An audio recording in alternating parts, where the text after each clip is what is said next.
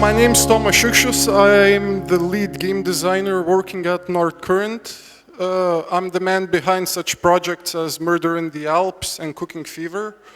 And today I will be presenting you casual game design. What's the difference? This presentation is suited mostly for beginner developers, but advanced developers can listen as well, of course, just to remember stuff. But I'm going to introduce you what defines a casual game, what notes do you have to take when making art decisions, when making design decisions, and what design blocks you might face when developing casual games. Now, before I begin, I'd like to announce that we're hiring. We have our booth situated in the next room, and if you're an aspiring programmer, game designer, artist, please apply. We're waiting for you. If you want to make such great games as Cooking Fever, Sniper Arena, or Murder in the Alps, please. And best of all, we're situated just right here in Odessa, so you won't have to go anywhere. So let's begin. Let's begin from the history of the beginning of casual gaming. In 1972, Atari released a game that acquired a lot of recognition and became very popular. Does anyone know what that game was? Yeah. Louder? Pong, yes, correct. Such a basic game, such a simple concept, really. Imagine just a ball flying across the screen between two sides, between two players fighting with two paddles, just trying to get the ball out of the boundaries. Really simple design. Seems pretty casual, doesn't it? Well, that might be the beginning. As the time moved on, the golden age of the arcades happened. It happened from the 1980s to the 1990s. Every kid on the block wanted to go to an arcade to see what was offered to them. There were tons of games. Gaming was on the rise. It was the beginning of gaming. But what happened after the golden age? Well, the big 3D transition. It started from the 1990s, and does anyone know some of the first 3D games that were released? Yes. What? Yes, my examples would have been Virtua Racing and Virtua Fighting, but all of you are fairly correct, of course. I'm going on the console side a bit more, but the meaning is, what happened? Well, new consoles were released and hardware specifications were no longer a problem for game developers.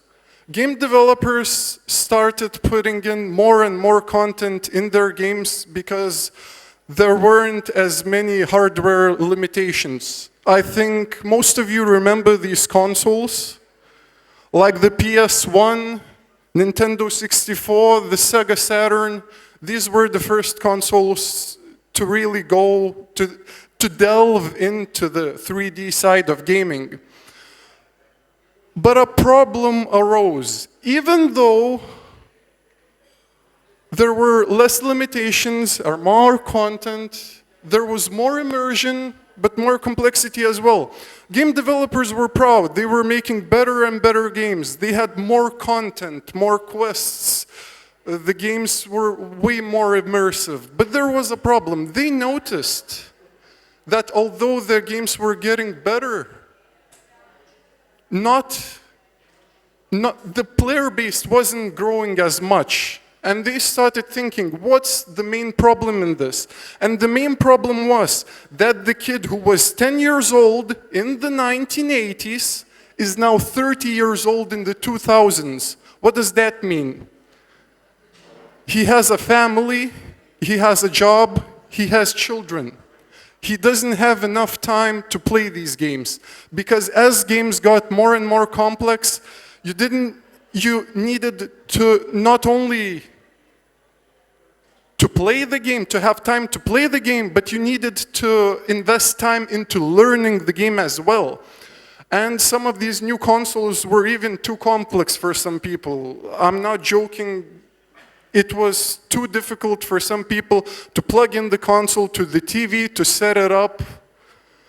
So developers understood you can't make a game more complex, fill it to the brim with content, and it should cater to everyone. It's not going to happen. They understood that there should be two types of games, core and casual. These are the main two types that exist to this day, and other genres branch out of them. So now I'm going to give you the, let's say, examples or just the things that form a core game and a casual game. So let's move on to the core. Core games focus more on the depth and the immersion. They focus on lore and storylines. They focus on fluid and dynamic mechanics. One of good examples I could give you is Dark Souls. It has deep storyline, deep lore, has pretty good combat mechanics, death mechanics. And now let's move on to casual. What does casual focus on? On simplicity, on ease of access, on instant gratification. And the example I could give you is our cooking fever, of course. And it doesn't mean that one is better than the other. They're just two completely different things. If I would like to say that one is better than the other, I'd even say that cooking fever is better because I played the goddamn thing for 3 days, couldn't beat a boss, got totally frustrated and angry, and while playing Cooking Fever, I complete a level in 5 minutes and I feel good about myself. I feel like I have accomplished something. Moving on, now we're delving deeper into the casual side. And I've made some sort of a rule set for myself when developing casual games. If a game answers these 3 rules, it can be considered casual. Now, what are they? Does the game have a clear goal? If it's a racing game, does the player see the track, the car?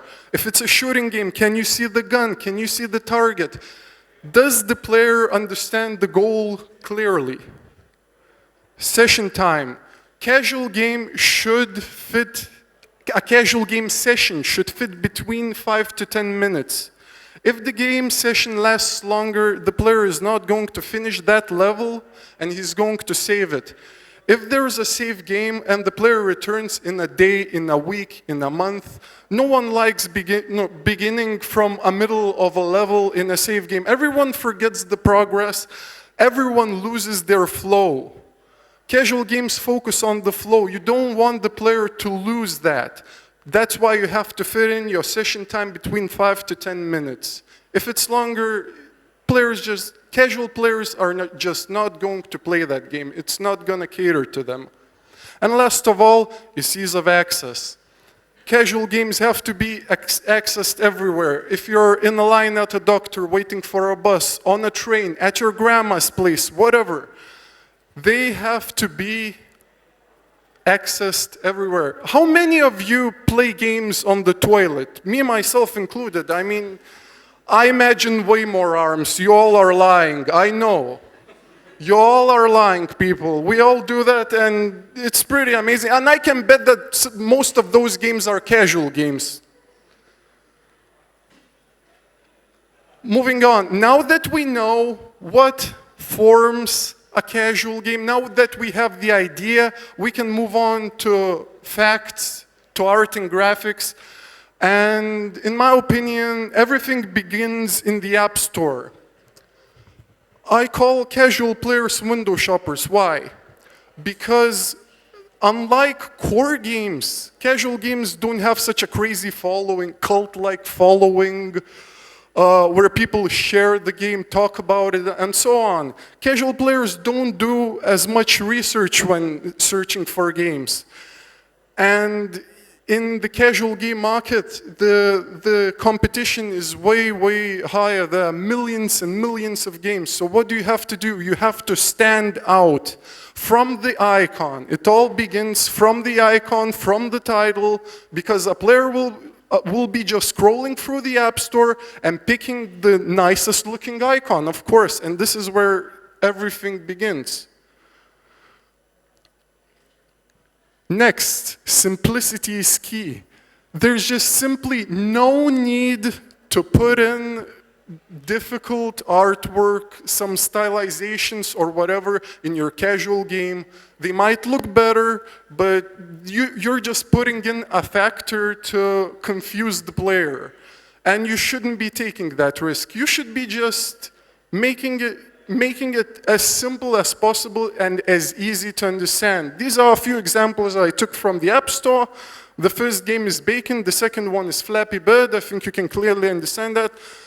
And let's just look at the example. There's a hand, some bacon, a pan, and some waffles. And you can clearly understand the objective. There's nothing that can interfere with you. Everything is simple, everything is clear.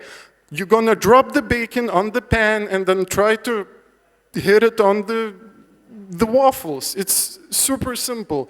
And once again, here we can see that they used Mario pipes, which is great because many people are familiar with Mario. People already understand that that's an obstacle. Once again, simple, foreground, background, just a character and some pipes. Keeping it simple.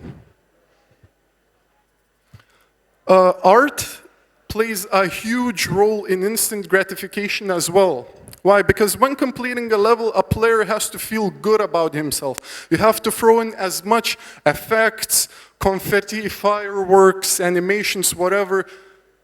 Put it after every level. Why? Because the player has to feel good about himself, even though he was just throwing bacon on objects for the last 10 minutes. It doesn't matter. If your game uses some form of soft currency, I'd suggest that you reward the player after every level. The design. The design itself is equally as important as art, or might be even a bit more important. Well, the game has to present itself in such a way that the player learns the rules in 7 seconds or less. So if you have a tutorial, it shouldn't take longer than 7 seconds to read it. It should be as simple as possible. I like using that term KISS, keep it simple, stupid. It's the best way for the casual game. Just present it as simply as possible and that's it. Next thing, if your tutorial is too complex and if it's longer than 7 seconds for the player to understand everything, I suggest rethinking the tutorial, but often people think, oh, it's just a tutorial problem, you know, whatever. But they don't understand that sometimes the game that they're developing is just too complex and it can't be considered casual if you can't explain the rule set that quickly. The best example I could give you how a game looks, how a game should present itself to the player, imagine a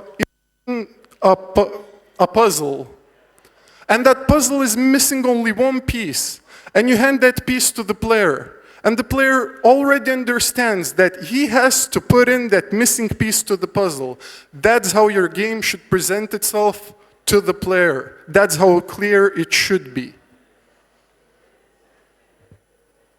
Well, now that we've talked about art and we've talked about the design, we may move on to the game design blocks. And it's a natural thing. I think every experienced designer faces one sooner or later. And it's best to not ignore them and just to be prepared for them because it just gives you a hard time, really. So one of these most popular blocks is unfamiliarity. Oh, sorry. I hope you didn't see that. Unfamiliarity. Now, what does that mean? That means that most game developers are core gamers at heart. And if you develop a game by heart, and you go by your heart, and you're a core gamer inside, You might put in too difficult mechanics to that game, too difficult aspects. I've faced that problem many times. I'm a core gamer myself, and for me, my developed, thought of mechanics seem good for me, but not for the casual player. And that's a very often faced problem. What I suggest doing to solve it is to not go that much by your heart if you're really a core player, but go by the rules, or just simply talk to some people. Find your friend, your work colleague, your family member, whatever. If that person plays casual games, and it doesn't matter if it's daily, weekly, or monthly, just ask them questions. Ask the questions about their game. What did they like about it? What did they dislike about it? If maybe you have an alpha version of your own game, hand that game to them. Ask questions. Maybe they'll give you feedback. And I suggest you follow their suggestions rather than yours if you're really a core gamer at heart. Later on, you start to understand the rules, and then you're just developing by the rules. Another problem in casual game development is lack of innovation. What does that mean? That means that when we go to the App Store, we see millions and millions of casual games. And most of them are clones of each other. Most of them look super similar. And you have to stand out if you want to be successful. That means you have to put a twist on your game, because if it's just another clone, it's going to die. Clones and copies never win. At least if copying, at least make it different, make it better. So you have to put on a twist on your game. And some people are confused, like, how much should I change the rule set? Let's say, for example, if I'm taking Pong, how much should I innovate on that game? How much should I change the stuff up? Well, my suggestion would be the 90-10 rule. 90 considering, while making a game, use everything that you know, what's in the rules, what's basic, what's already done, and use the rest, the 10%, for innovation. This gives you a great formula for a successful game that should have a healthy mix of both. So is it easy development? Once again, we're comparing core to casual. Is it easy?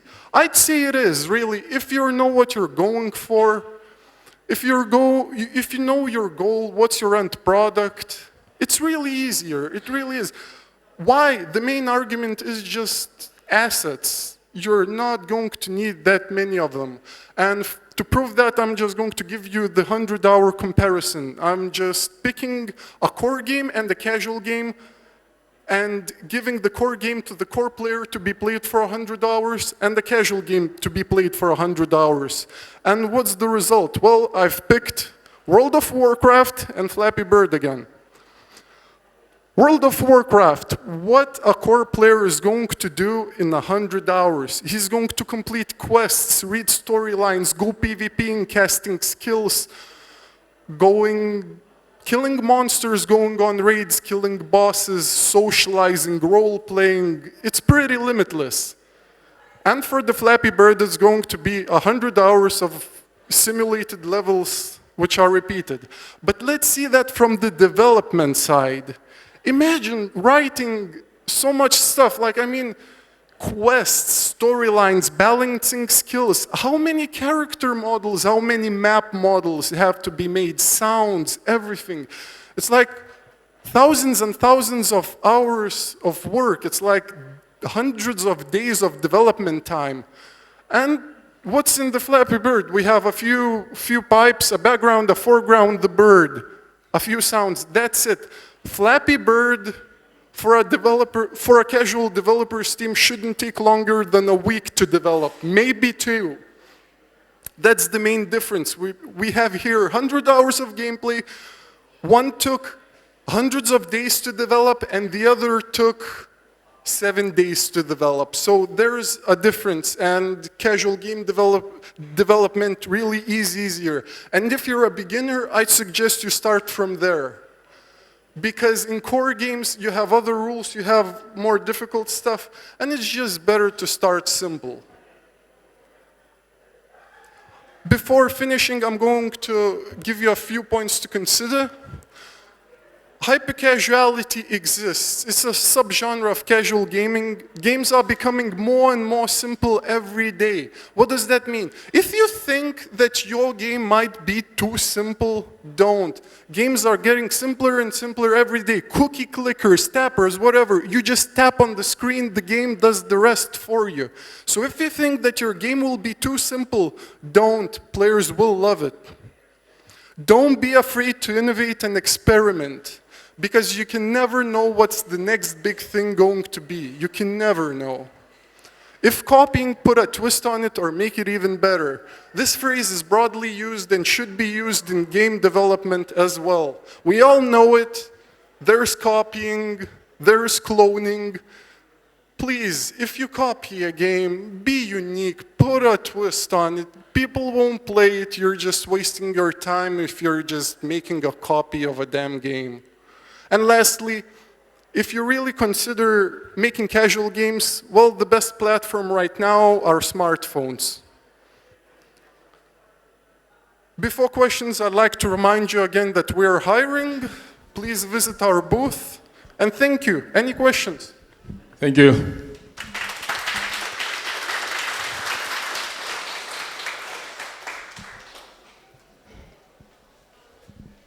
Hey, thanks for the lecture. So here's my question. Do you separate hyper-casual games from casual? And if yes, how could you define the difference between them? Hyper-casuality focuses on one aspect of the gameplay when casual games might have other aspects. Basic casual games might even share aspects from core games. Let's say a game can be still considered casual if it has a nice storyline. One of good examples is, once again, our created game, Murder in the Alps. It's a casual game, but it's a crime novel, and it has a deep storyline.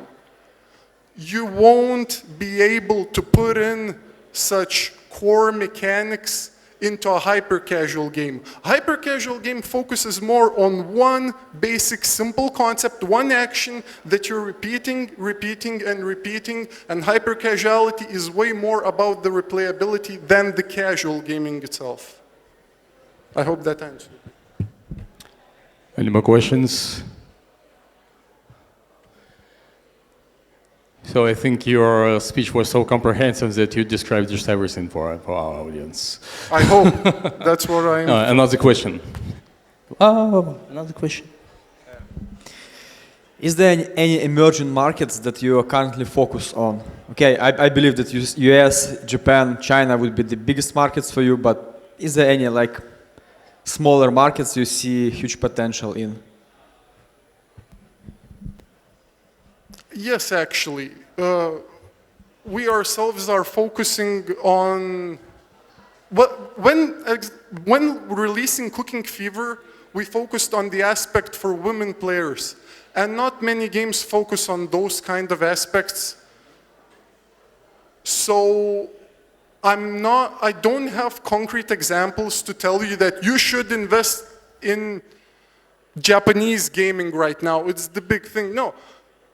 Casual games work throughout everything, and if you develop your game in such a way that it's really focused for that specific group that you thought of, and if it's well designed, it should work.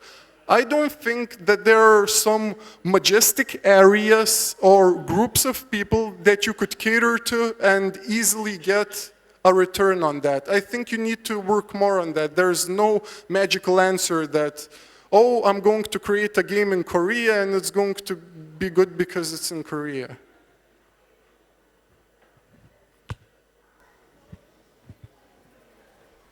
Cool.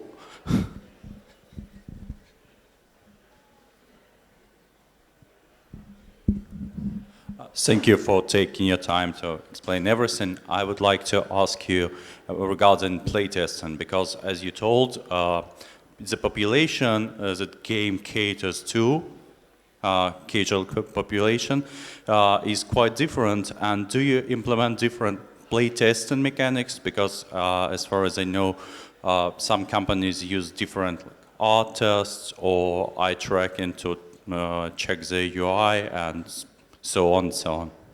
Thank you. Casual game development is more focused on the speed the game can be released, and I don't think it's often worth to put in some very advanced testing on the game, because you have very solid deadlines. You want to release it quickly because it's a casual game, and if you want your return on the investment as the design, the testing should be simple as well. If your design was complex, if you were focusing for, let's say, a very specific group, a very specific player base, then yes, you should cater your testing to that as well. But if your development was simple, your testing should be simple as well. If they're mixing up, you have something wrong in your priorities.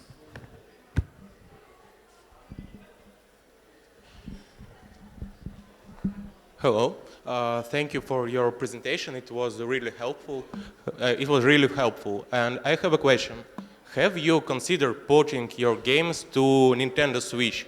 And is it a good platform to develop for beginner developers? Nintendo Switch, right?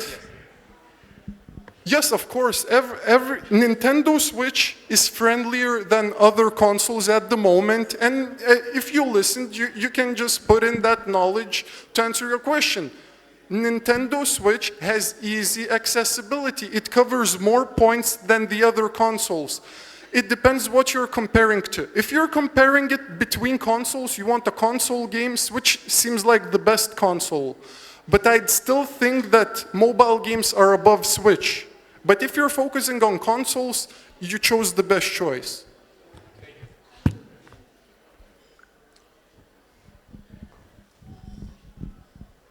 Hey, I have a question. How long do you usually develop the casual game? How long do you think it's time lapse to develop? And if you create some prototype and decide to drop it or to invest more time to develop, to create it better, to polish? Thank you. I can answer. I'm not going to disclose how much our projects take, but I can give you the industry estimate, the industry estimate of the time it should take. It should take around from 1 to 3 years. It depends on how complex the game is, of course. If it's a hyper-casual game, it shouldn't take longer than, let's say, half a year, a few months maybe. But if it's a normal casual game, which, let's say, has a storyline or some interesting gameplay and mechanics, there's no problem for it to take a year or two to develop. 3 years, I'd say, should be the norm. If it takes longer, I don't think you'll get a return on your investment, unless it's something very awesome, very innovative, and something fresh. Then you should risk it.